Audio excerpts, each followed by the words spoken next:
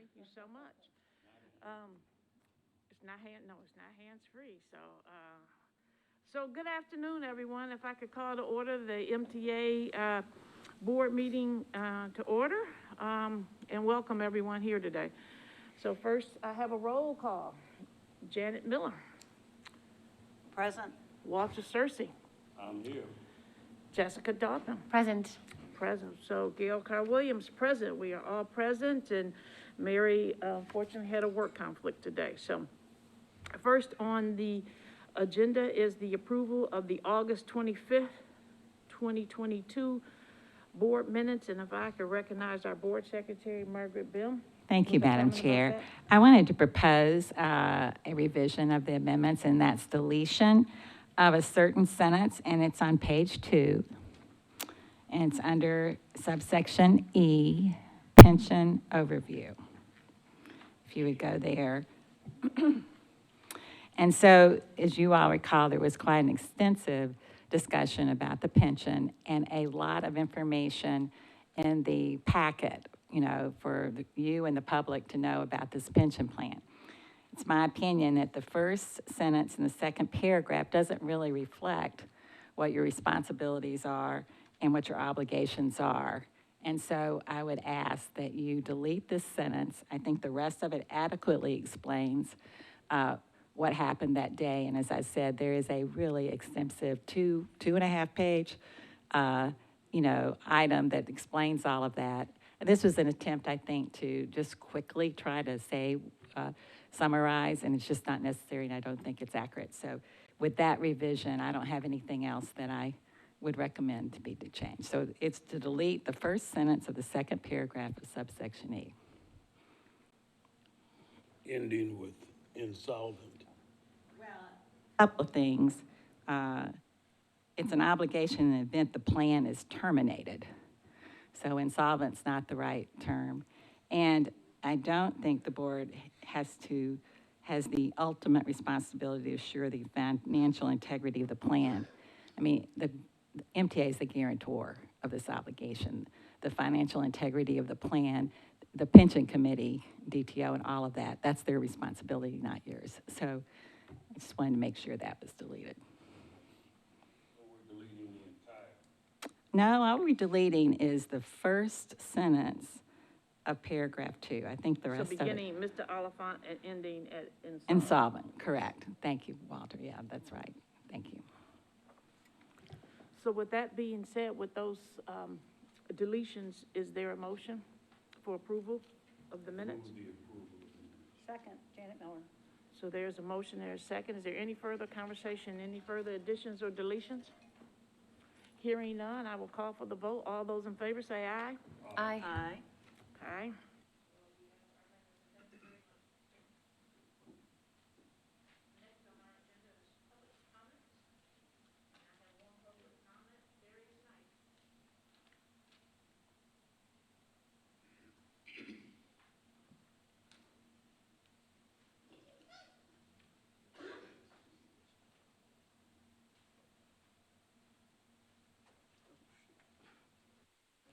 Good afternoon, everybody.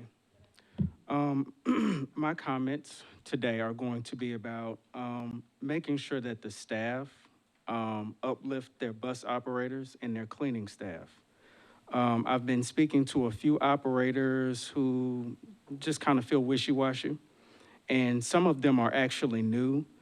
They claim that they like their job, so I would suggest that if you have new employees who like their job, to please take the time to speak with them personally, up close, so that we don't end up in a situation where these operators leave and then we're having to cut service because we don't have enough operators. The other issue that I want to bring to the staff, of course, you all had a few months ago placed orders for 60-foot buses. I'm just going to tell you for safety, if there is a way possible to remove your NABI buses out of service, they're a nuisance at this point, and there's really not a lot that your maintenance staff can do. The company no longer makes parts, so I would suggest, if at all possible, find a way to remove as many of those buses out of service as possible or limit their use. Do not run them all day.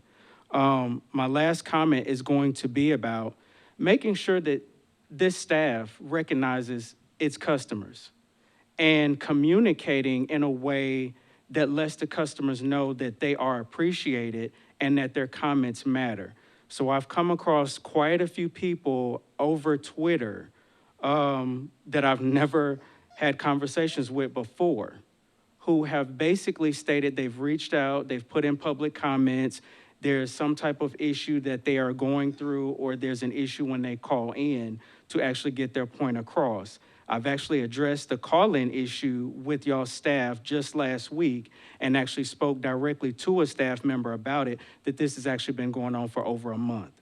So if you all would please look into those things, just being straightforward with your customers, communicate with them. If you see them out, if they ask you questions, I know it may not be the best ideal time, but just kind of please give them a notion that you all care. Thank you.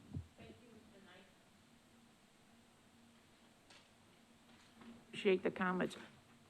Are there any other persons requesting to give a public comment?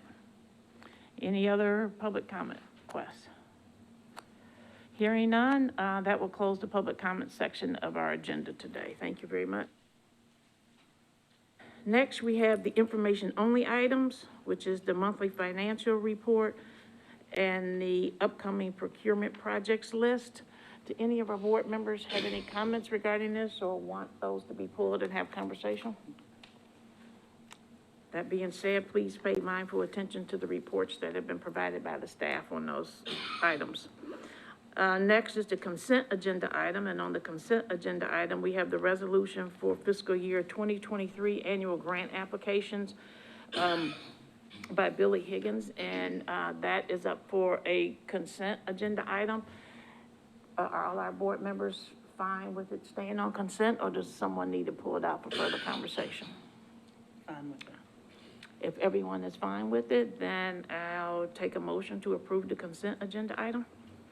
Move the adoption of the consent agenda item. There's a motion, there's a second. Is there any further discussion? Hearing no further discussion, I will call for the vote. All those in favor say aye. Aye. Aye. Aye. The motion carries. Okay.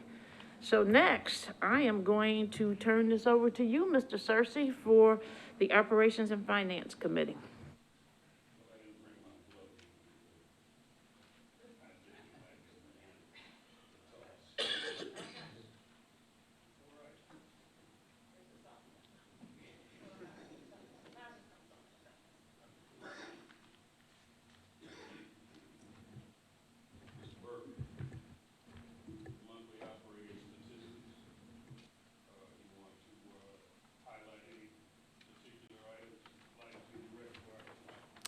Thank you, Chair and members of the board. So if you open your books to page 14 for the operations dashboard, in recent months, we have adopted this item as to be an information item that will have a narrative each month. The difference this month is that there has been some updates to the overall format of the report and updates to the glossary, which you'll have in your books. Some things I would like to highlight for this particular month, as this is the start of their new fiscal year. Ridership continues to increase month over month, with us currently at 80% of pre-pandemic levels. According to some of my peers around the country, agencies are experiencing 60 to 80% of pre-pandemic numbers, depending on the area. So I am excited to see how we continue to progress with our fall service changes coming up in October with the expansion of our Wego Link program, as well as our other enhancements to the service changes. We have added a section regarding staffing where we can demonstrate how we are doing in terms of recruiting and retention efforts. You'll notice that we added operator and maintenance positions in here, as they are core positions for the success of our organization. Without drivers to operate the buses and maintenance personnel to support repairs, cleaning, and movement of the buses, we will not be able to support our customers and their needs of daily transportation. Noted in your packets, staff is reviewing and establishing recommendations for goals and targets for the various data points referenced in your packets. While staff are working on these, we will be coming back with recommendations based on service trends in the industry, benchmarking with other agencies, but we're also happy to receive any input from the board into the process of how these are developed.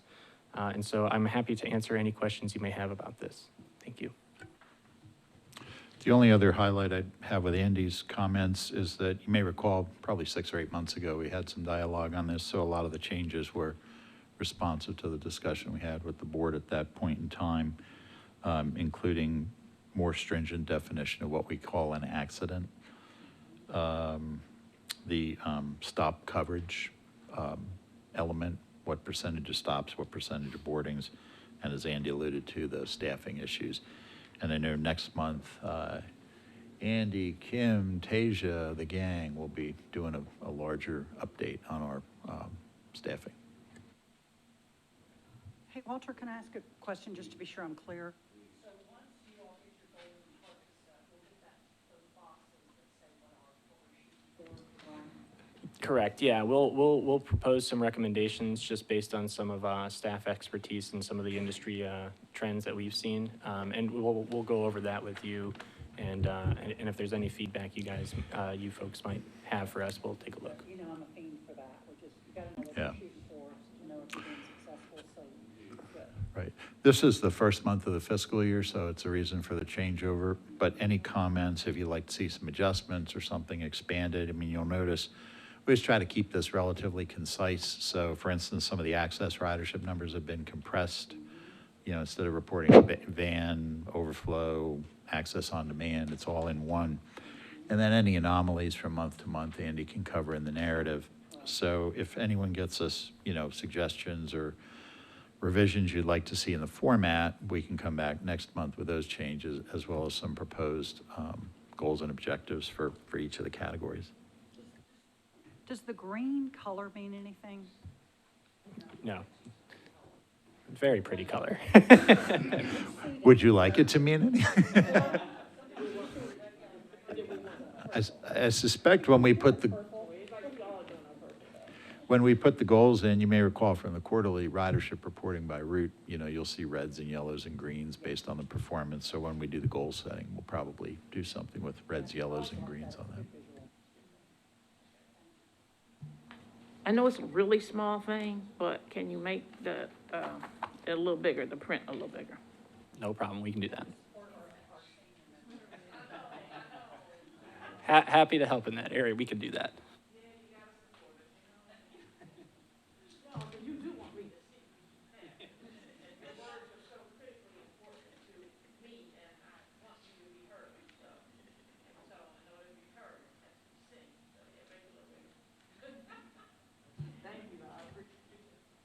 I just want to say thank you for hearing our comments and putting it. I noted the sharp difference between the former dashboard, and I can appreciate the quick at a glance. I like the staffing and the percentage of positions filled for operators and maintenance crew, and the customer amenities. Those additions are really cool. I wanted to just note under the maintenance heading, the access miles between road calls. What do those numbers tell us?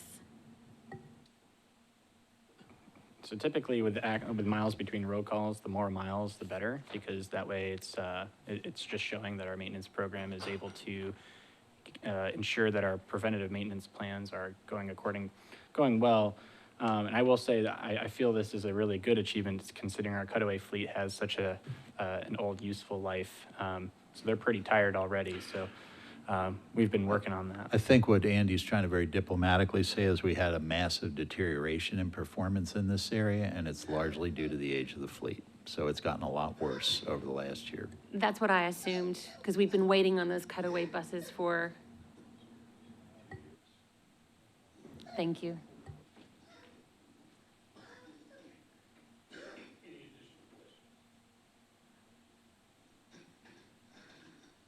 I just want to say that I think we're working on the cutaway bus fleet to better serve our access customers, right?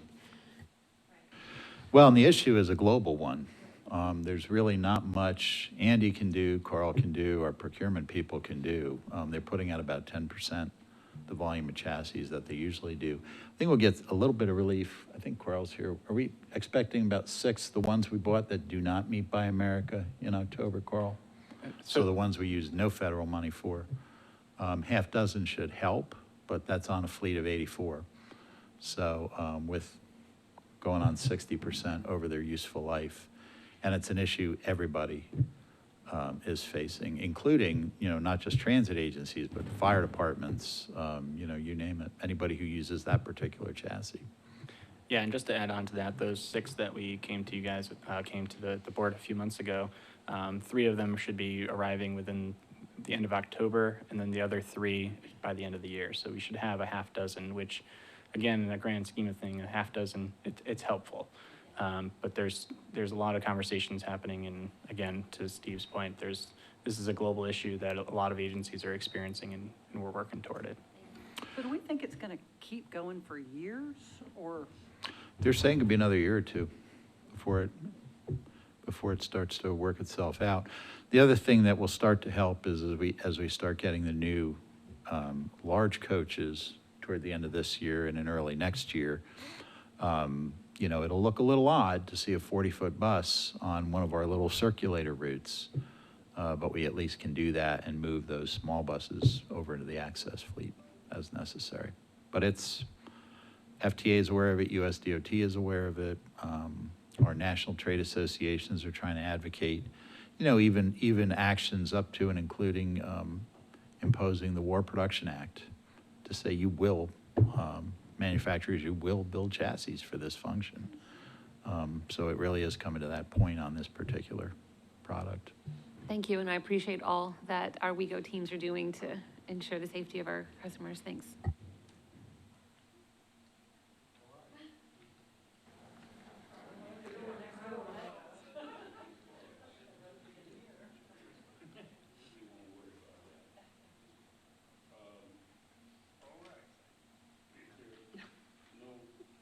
Comments regarding Mr. Burke's report. We'll now solicit a final report from Mr. Oliphant regarding our pension guarantee agreement. Thank you, sir. On pages 20 through 23 of the board pack, you will find an action item that's related to the pension plan agreement between MTA, DTO, and the Amalgamated Transit Union. I think we had a really good conversation, as Margaret mentioned a minute ago, with the board last month, reviewing the history of how MTA became the guarantor, what it means to be the guarantor of the pension plan. And I also did a review of the financial health of the plan and tried to give some context to the board as to what MTA's liability would or could be if the plan were ever to be terminated related to the unfunded liabilities. We also reviewed a draft agreement that was put together by Margaret and the pension attorneys that is being proposed here today to outline MTA's role as the guarantor. The agreement emphasizes that the board is not a fiduciary of the plan and the plan participants and has no oversight, but that it will receive an annual financial update and follow a process when necessary to adopt amendments to the plan requiring the signature of the CEO of MTA as the guarantor. So if approved, we have another action item right after this. So on pages 21 through 23, you have a copy of the final proposed pension plan agreement for consideration. It's the same version of the agreement that we discussed last month. And we're asking the board to approve the agreement between MTA, DTO, and ATU and authorize the CEO to execute the agreement as the guarantor. And Margaret and I will be glad to answer any questions.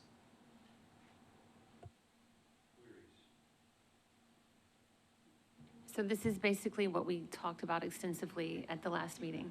Yeah, it is. Yes, it is. And the pension has a lawyer, and I'm here to protect the interests of MTA. So you can see it's a pretty short agreement. It's not complicated. It just sets out a process which I think will be helpful to the board, and the CEO, I think, to his credit, wanted to make sure that you all were aware of this obligation. And you are definitely now aware, given the number of times we've talked about it. This amendment process in particular, we are really fortunate that we are able to pay reduced premiums into this pension plan, as you all have learned, because of this MTA guarantee. And the pension lawyers were concerned that if we didn't approve material amendments, then some point MTA down the road would take the position, well, we didn't know about this, and this, this made our exposure greater.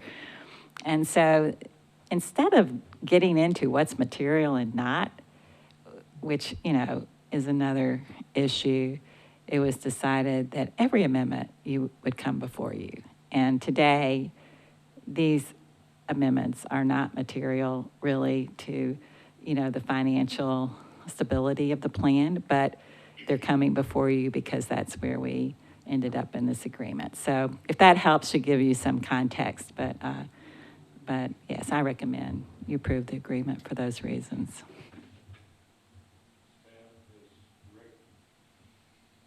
Staff has recommended the approval, as well as counsel for MTA, counsel for Wego. Because of that, the Committee on Operations and Finance recommends that the board take this up and adopt it. We have a recommendation from the committee, not requiring a second. Is there any further discussion? Margaret, thank you very much for all of your work. Ed, thank you for your work. This is really important, but thank you for giving us the time to think about it too over the time period. With that being said, no further comments, or I will call for the vote. All those in favor say aye. Aye. Any opposed? Any abstentions? With that being said, the motion carries. You have your agreement. Yeah. Thank you.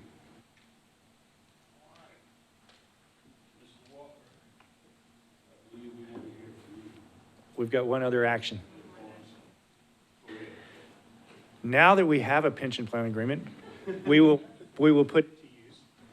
And on page 24, you will find for consideration approval of 2 amendments to the plan. Both amendments are administrative in nature and have no financial impact. And Margaret, as she just mentioned, has reviewed both of the amendments. The first amendment, just for clarification, is to clarify an article within the plan, Article 14, that deals with how service crediting rules, when a previously terminated employee is rehired and wants to get credit for past years of service as it relates to the pension plan. There are several articles in the plan that deal with employees returning, such as retirees coming back to work, or how laid off employees would be able to come back to work and get credit. The pension committee and the pension attorneys felt that it was, there were some cross-references needed in Article 14 so that those other circumstances wouldn't be confused with what Article 14 is trying to achieve, so it's just purely putting in cross-references. It's that simple. The second amendment deals with adding a new designated beneficiary form to the plan to allow retirees or active full-time employees to designate a beneficiary in the absence of a surviving spouse. Without that form, and there being no surviving spouse, any contribution due to a deceased retiree or employee would be assigned to their estate, meaning that it would have to go through probate.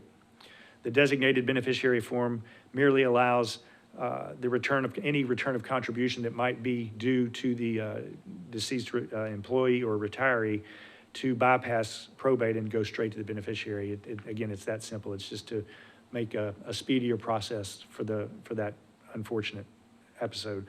But as I said, they're administrative in nature, no financial impact, and we're asking the board to approve both amendments and authorize the CEO to sign the amendments as the guarantor of the plan.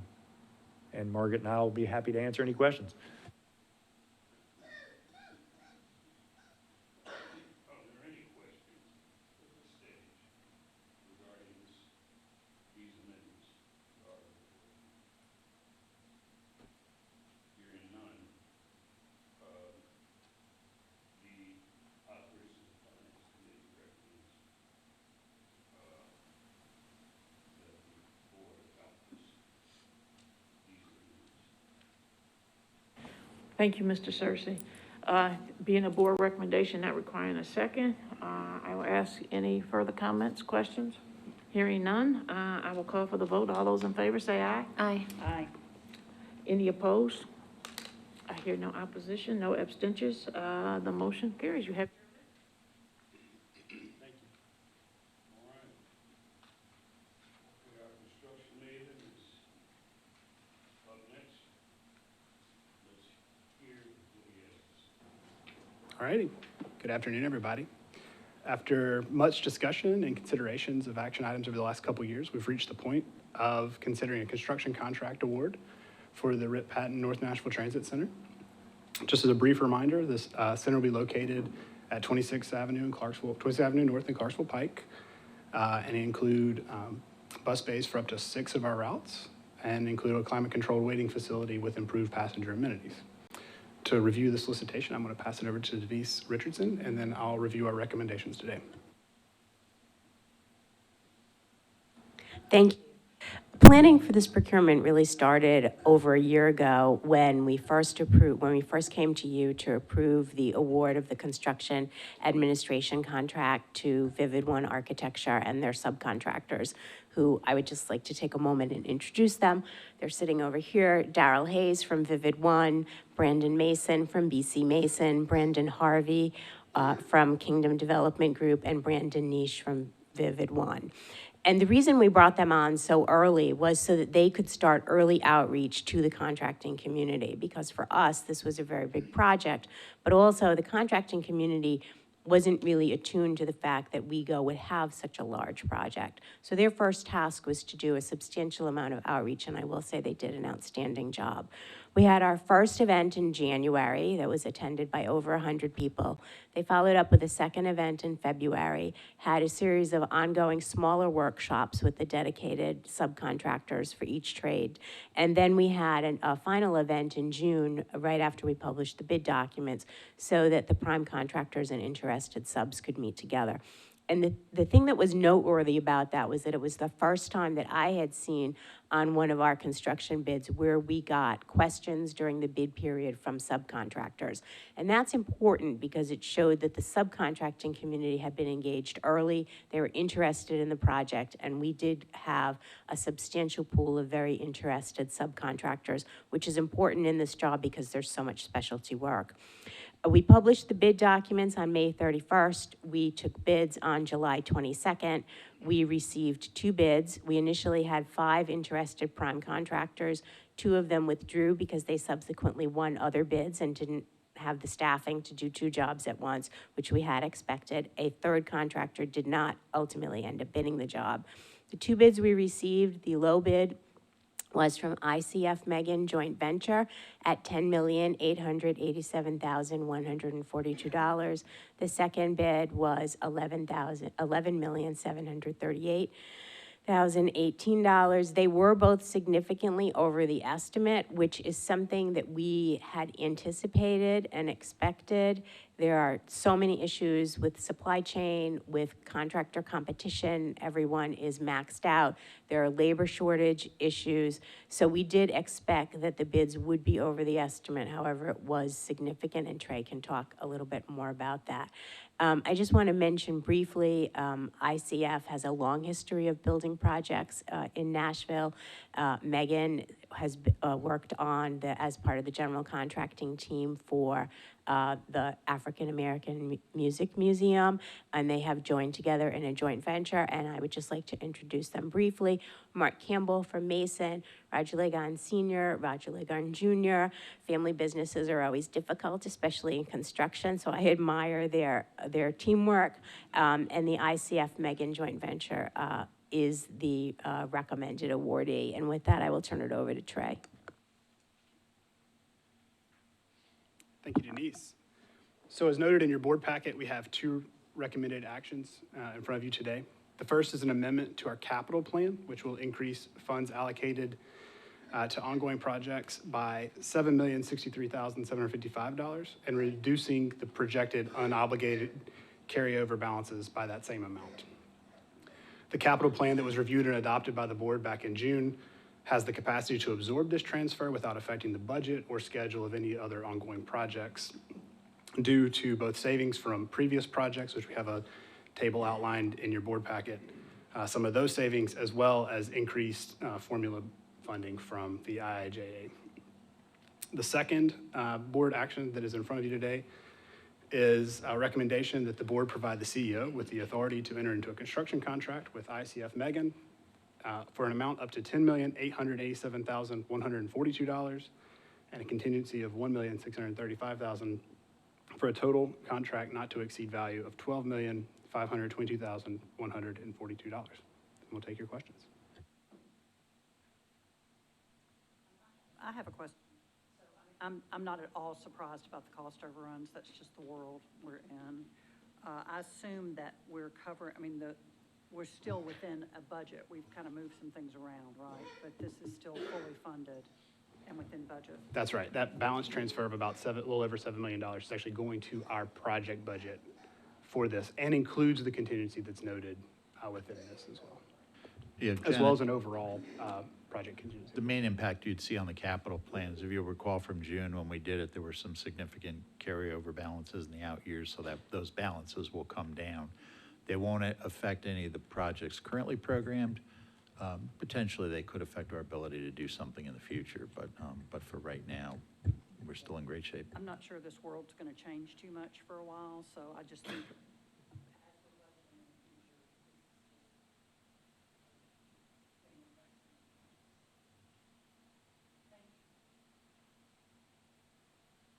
By the way, the other thing I'd like to highlight, and it is outlined in your, in the board agenda item, a big chunk of the funding that can cover this is coming from pre-current situation savings on projects that came in well under budget. So very much credit to Trey and his team. Highlighted in here, the Nolensville Pike Corridor upgrades came in at almost $1.5 million under budget.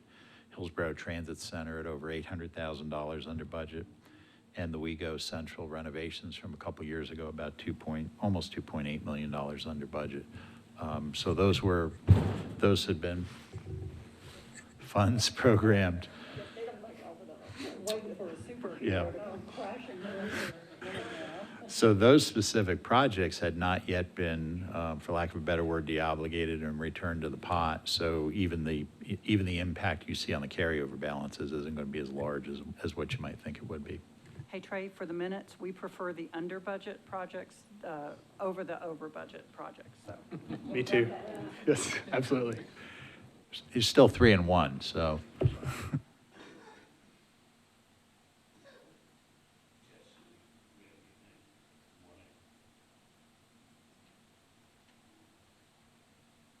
All right, well, we've come a long way.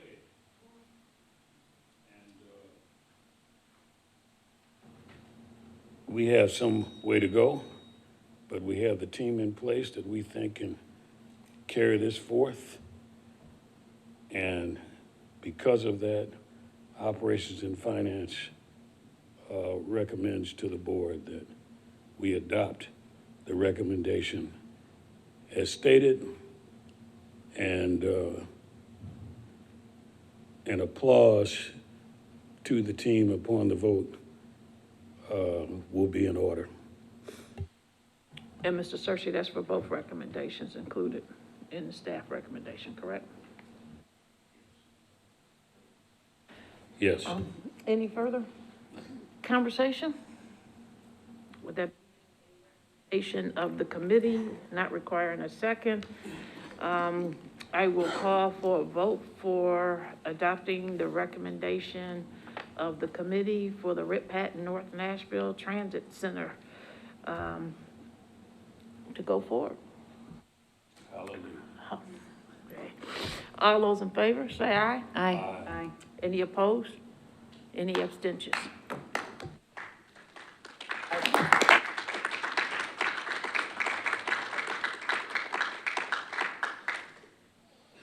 What an exciting day for us. To everybody who's been working on this, and I would probably say to my chair's report, but you all might leave, but thank you so much. You know, I think that this is big for Nashville, this is big for our community, and it honors our community and our citizens in such a meaningful way. So this is exciting and something we should all honor. So thank y'all very much. Good job, Mr. Searcy.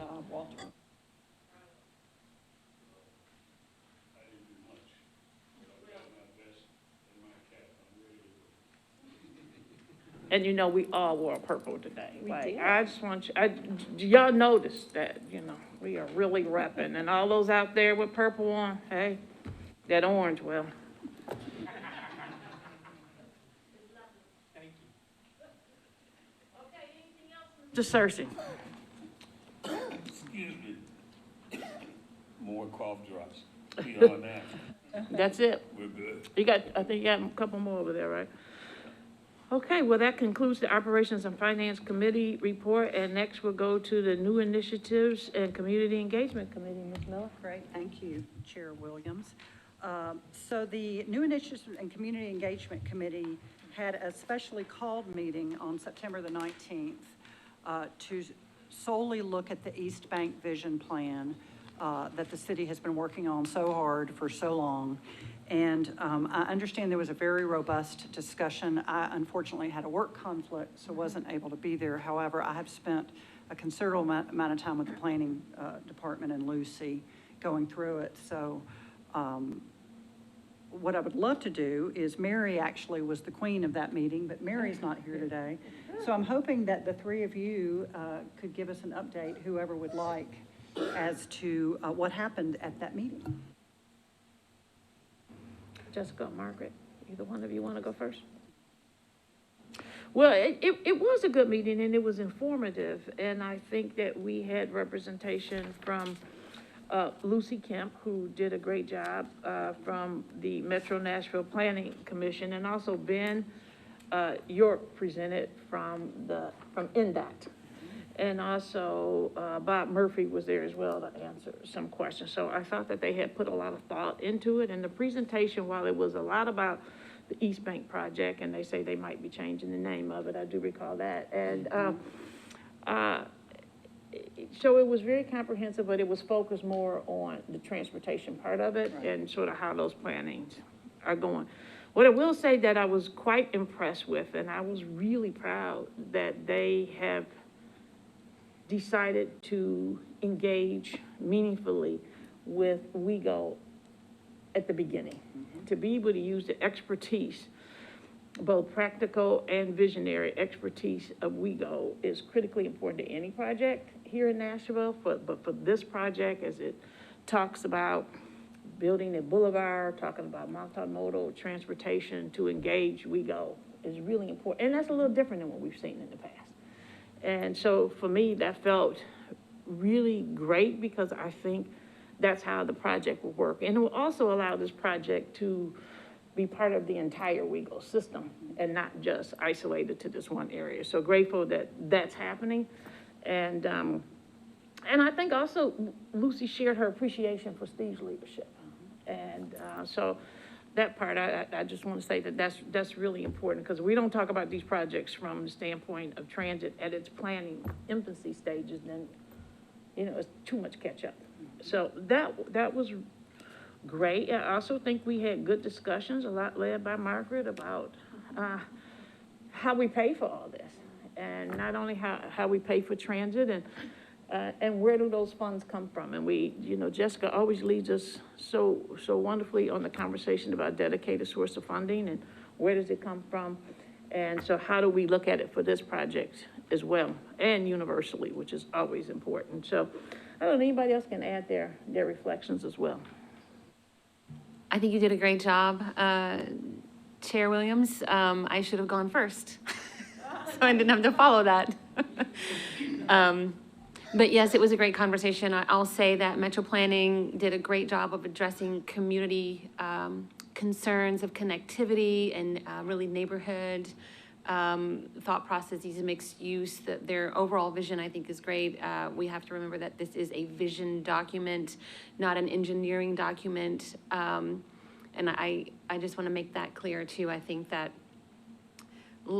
looking to change the face of half of our downtown footprint, roughly. It's 338 acres on the East Bank. It's an answer to the existing downtown infrastructure. I think it's a brilliant community engagement and economic development exercise. And I think to Chair Williams' comment about bringing Wego in at the beginning is equally a stroke of brilliance from the city's perspective to build in capacity for better multimodal transit from the beginning, because you are looking at essentially building those 338 acres up from parking lots. So it was really great to see what they've come up with to identify and match existing community concerns for that particular area. There were concerns about funding and dedicated funding and how will this fit with the overall existing transit and multimodal system, not just in Davidson County for MTA, but the regional and the RTA commuter system. So that was a very robust conversation. I'm glad we had it. So thank you for hosting that. You alluded to some questions I had about the plan, which just seems like the vision is a great vision for the East Bank. I think we were all impressed with the vision. What concerned me, and I really was glad to be part of this discussion, is there is part of the plan a north-south spine, and there are lots of plans or hopes that will connect to more transit opportunities, and also discussion of maybe having a transit center there. And my questions went to how do we pay for it, as the chair talked about.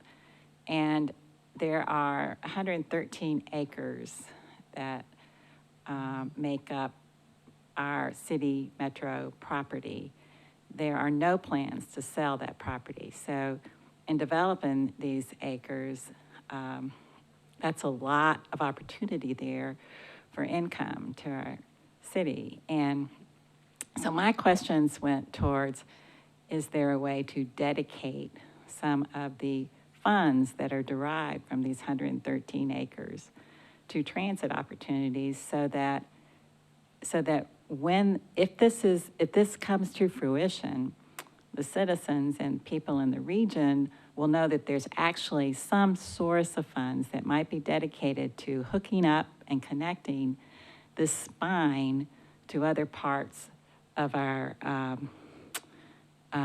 city. And our CEO also mentioned that, by having some sort of dedicated funding, and I'm not sure about this. I mean, I haven't looked at it. I'm certainly not saying as a lawyer that this would not have to go to a referendum. It's just ideas. That's all we're talking about. But if we had a dedicated source of funding, from this, that we could then maybe have a leg up too in some of the federal infrastructure funds that are going to be available down the road. So it's a way to think about this project, to leverage it in such a way that maybe we can have some good ideas. And one thing that Mary offered that I thought was excellent was that she made the point that transit is infrastructure, just like water, sewage, roads, it's infrastructure. And so when you're thinking about building out this area, we need to think of transit being infrastructure and not something that we've talked about this a lot in our meetings, not annually go to council and try to wait to see if we get some money that we can have towards our planning. It would help us plan. And Steve also mentioned, the match funding, and this would be an opportunity. So this was not a big global discussion that this would take care of all the issues and there was going to be a huge amount of money. But what it was more was just a step, just getting us a step in the conversation, a step of getting some money. So obviously that generated a lot of conversation too. And I think that there's a lot of opportunity here for transit. There's a lot of money that's going to be spent here, and our transit infrastructure needs to be a big part of not only what's built, but what's going to connect our city. So that box on this, I know people who were there said you've talked more than we've heard you talk in a while, but I usually just She sit talked back. more than me, and that's very unusual. But I felt like Mary's comments and Jessica's comments about dedicated. And then finally, I just want to say that I think our chair did an excellent job of talking about social justice and equity, and the fact that in talking about this plan, they did a great job. It's a great presentation. They try to put a whole lot into it in a kind of a short period of time, just to make sure that, that they're not getting too much in the weeds and giving you a high-level view. But Chair Williams did, I think, a really nice job of emphasizing how important it is as part of this conversation to think about those issues and how MTA integrates those issues into its planning, and that kind of discussion was very, very important. So I'm going to turn it over to you, finally. Now that you gave me the mic, look what I did. But anyway, for you maybe to touch on that, because that was an important part of our meeting.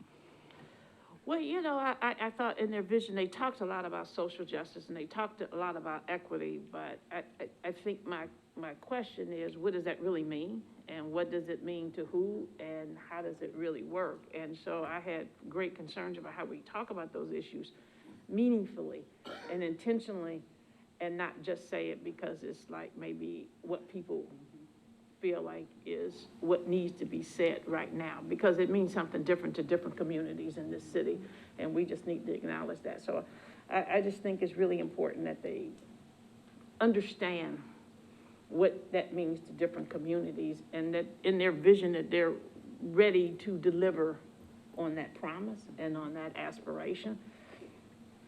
So I think that's why, because it has to be hand in hand, and it has to be, this can't be just about this one place, but it's about a whole system. It's about our city, and it's about everybody feeling engaged, and that this is for our city and not just for the East Bank.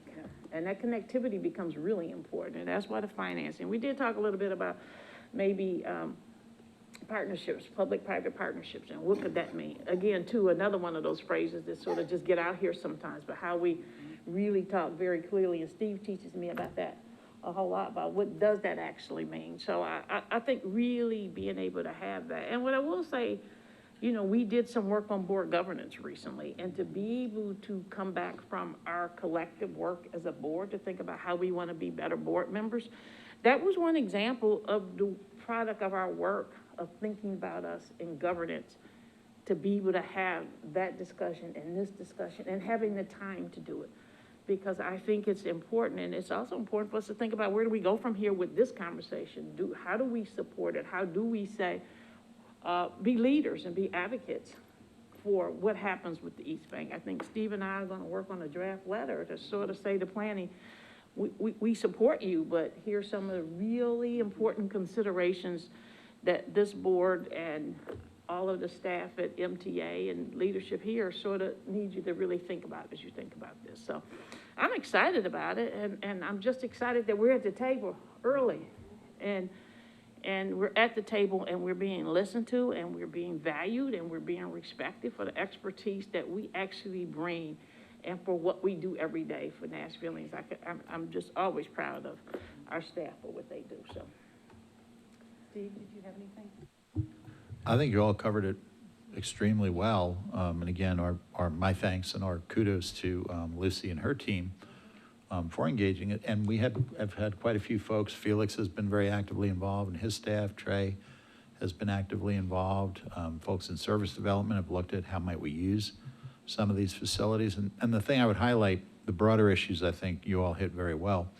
Some of the very specific, what I'll call micro level issues as we move from vision to plans, engineering documents, execution are, number one is the North-South Boulevard, and the idea that it would have dedicated lanes for transit, which is obviously would be a big advantage.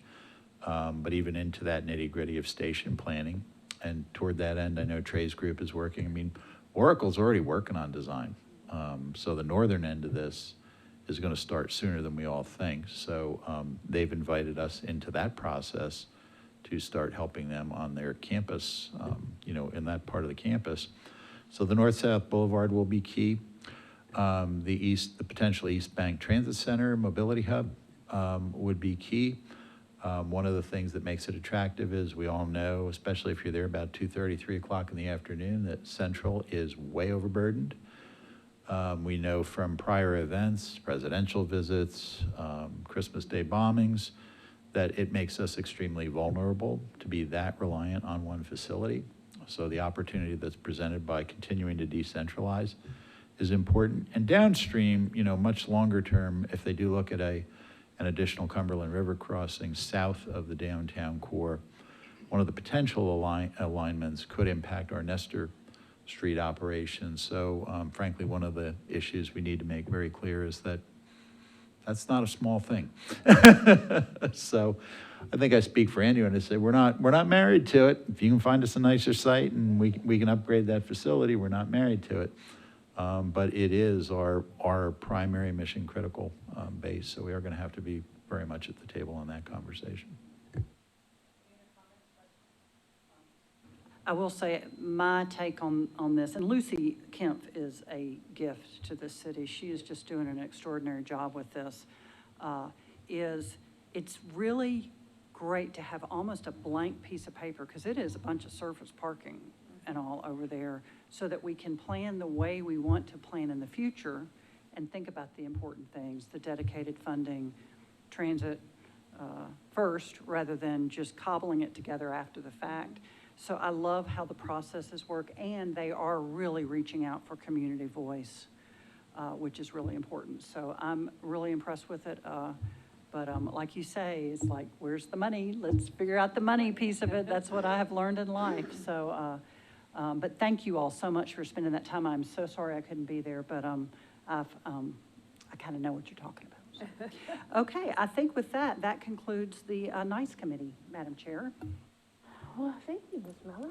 Great job. And just one more thing. I would just encourage all of us that if you see that there's a public hearing to talk about the East Bank, I think it's really important for all of us in Nashville to have conversations. Of course, this one was from the vantage point of transit and MTA and Wego, but we serve in other capacities in this city and as citizens, and I think it impacts all of us. And I think it's a great opportunity. And Lucy is great, and she listens, and she's really ready to hear from this community and willing to take in the comments you say.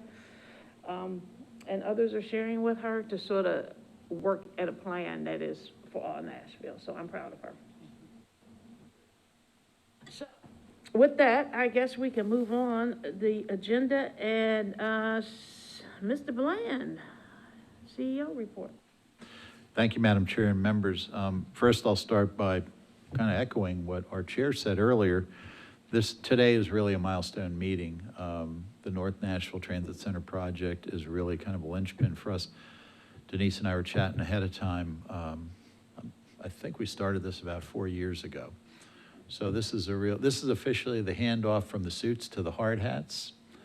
I'm excited about the team we have together on this and moving it forward, and it really is going to be something to see. But also, as I say, the facilities are nice. We all were at the opening for the Hillsborough Transit Center. It's a beautiful addition to that community.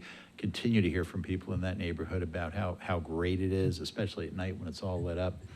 But at the core of it is the service that we run out of those facilities and the connections that you'll be able to make from North Nashville across the city. When you combine the building, which is going to be beautiful, the facility, which is going to be great and highly functional, with the service enhancements that we have to put in there. So now that we are kind of moving toward a time certain aspect to getting the building open, it's time to plan and fund the service improvements that are going to make it really hum. Also, in addition to all of the work that Denise and Trey and their teams have been doing on getting the contracting going, the design team has been working on grading and building permits, and we're moving through that process with Metro Codes, Metro Water, NDOT, and we expect to be humming that right along, fingers crossed. We know folks who we can call if we need to on that effort. Again, I want to thank all the members. You were all very appropriately appreciative of Lucy and her efforts, which I echo. I've gotten to see that road show probably half a dozen times now, including with Jessica's board, and she continues to do an amazing job with it. I really think, and as she would say, you may agree with it, you may disagree with it, there may be things you'd like to see changed. I don't think anybody would disagree that it's a world-class piece of planning work and that she and her staff should be very proud of it. But I also want to thank the members who participated in what I'll call a day off activity for our board, and I thought that the dialogue was very robust and very helpful. Margaret, really appreciate your involvement in that. It would have been easier for you to say, I'm just waiting for a legal question to come up. Margaret loves a soapbox. So really want to thank you all for that. Also, while we're on the planning and collaboration, we are collaborating and coordinating with NDOT and Metro Planning on another big development project that's almost going unnoticed, you know, in all of the discussion on the East Bank. And that's the Midtown development surrounding kind of the old Beaman, it's still a dealership as of right now, but some massive development proposals on both sides of Broadway in that area. So we are working with NDOT and planning on how we can best integrate transit into that. If you're gonna develop millions of square feet of mixed-use development in an area that's already congested, we sure as heck better figure out how to make transit work pretty well there. As a reminder, last month you approved a series of service changes. Those will go into effect between now and your next meeting on October 2nd. I was over in Katie's office today, and the last waves of operators are bidding on their new runs. As one of them said to me, the first couple weeks of the pick, it's all smiles. When you get down toward the end and there's just sort of the odds and ends left, you not quite as friendly an atmosphere, you know, but really pleased that that's happening. You may recall there's not major fixed route changes, more minor adjustments, but we are starting up the new Wego Link zones. We're expanding the current Antioch zone, starting a new zone in South Nashville, starting a new zone in Hermitage, and starting a new zone in Goodlettsville. So I know we'll be continuing to update you on that. And it's not specifically an MTA issue, and I really wish Mary were here, because one of the items near and dear to her heart is she was a regular rider of the Bellevue Express service. So MTA isn't putting it back, but beginning in October, RTA will be serving the Bellevue Park and Ride lot with our Dixon Express service. So the Dixon bus will be stopping off at Bellevue Park and Ride at that point in time. As if Trey and his gang were not busy enough with North Nashville and Midtown, we had a sewer collapse at Nestor in the past few weeks. So I really want to thank Trey and Patrick and Denise and a whole litany of people, Andy and his team, for probably a day or so. It was a little sketchy with what restrooms can we use and what restrooms can't we use. But we did enact some of our emergency procurement procedures to get some folks on board to do both short and look at longer term improvements. And we're also working with Metro Water to look at the long-term abandonment of that line. It also included in that, under the emergency procurement, we're doing some jet grouting of some of the subsidence issues around the bus lot, you know, that have been really a problem. Just a couple other items to report on. Next week, or next month, as I mentioned, you'll hear from Operations, Human Resources, and Training, continuing to step up their efforts. We had another operator graduation. They've started doing like full-blown operator graduating ceremonies, which have been awesome to go to. We get a bunch of people there, and Felicia, one of our lead trainers, does an amazing job curating that. And people really go off. A valedictorian is identified, the person who scored the highest in the classroom elements. And not only do they get their name on a trophy, it also gives them top seniority in their class, which is probably even more meaningful than the name on the trophy.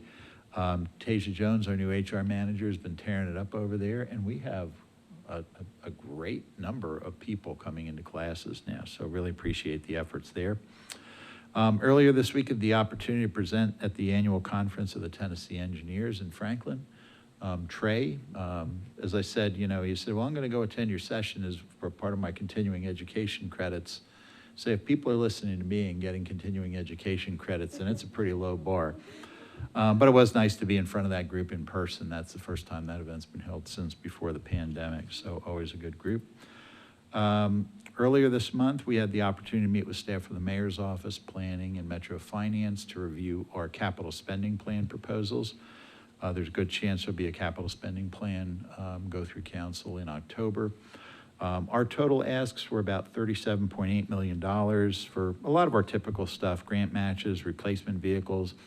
We also put in for the expansion buses for the next wave of Better Bus improvements, transit center work, and stop and shelter improvements. So it was well received, but the proof will be in the pudding, and we'll see what comes out of that. Last thing on the MTA side before I give you a couple of items from the RTA. A couple weeks ago, we resumed our annual Wego Bus Rodeo. Great event. We actually had pretty cooperative weather. Usually when you're in August, September, it can be really hot. We've had really rainy ones, but it was a great event, very well attended. Families there, you name it, a lot of our staff folks were there. And I am pleased to report the outcome to the board. In our 40-foot bus competition, first place was taken by a rodeo veteran, Adrell Stringer. Second place was Eric Liggett. Third place, Mark Johnson. For our access vans, first place was Scott Wallace. Second place, Juanita Whitmore. Third place, Jerome Horton.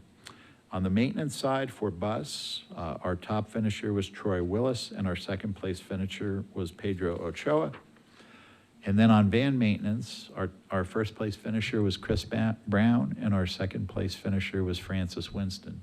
So the winners from those categories will go compete at the state level at the Tipton Rodeo in Franklin in October. And thanks especially to Earl Rhodes and all the folks who volunteered and judged. They still won't let me judge. I'm not sure why. They certainly still won't let me drive. And I also want to thank, in her absence, Mary Griffin and her husband also came to the rodeo and took the opportunity. We walked them through the shops a little bit at Myatt.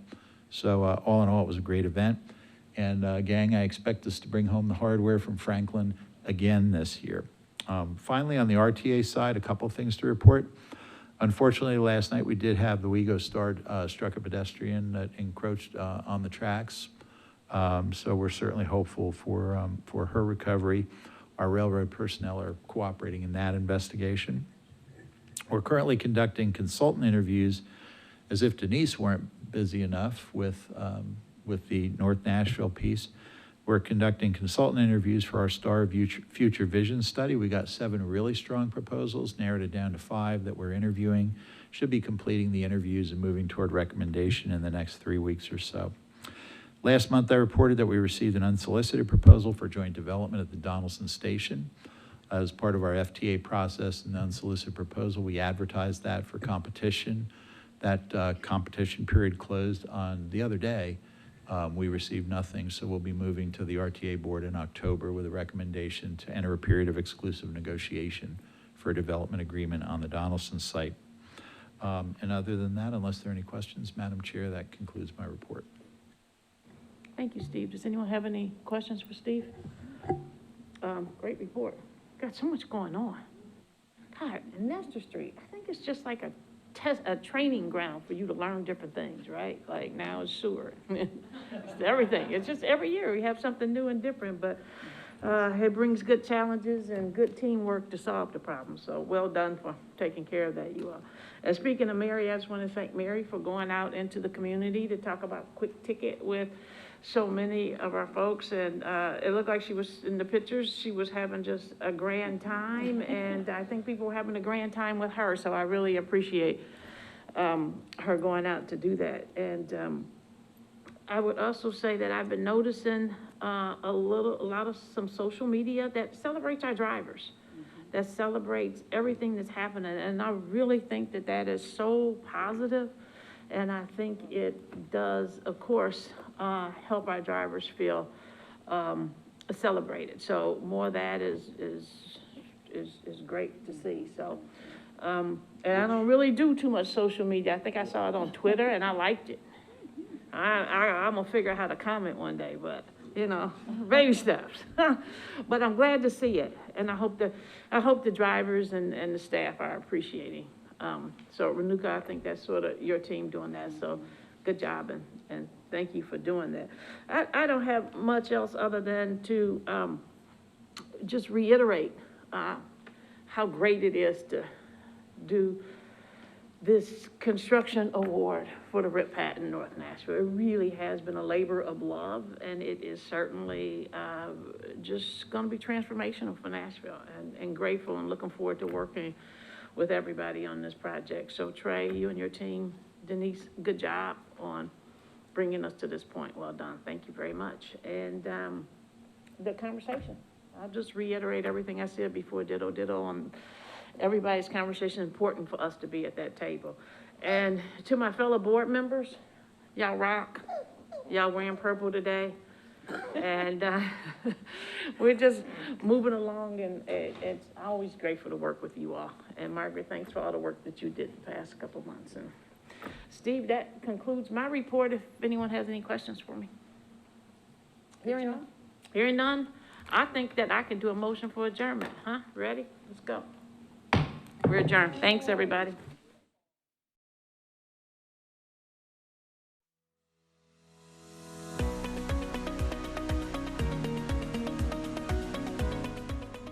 This has been a service of the Metro Nashville Network. If you would like to see this presentation again, or for more information on this and other programs, visit nashville.gov.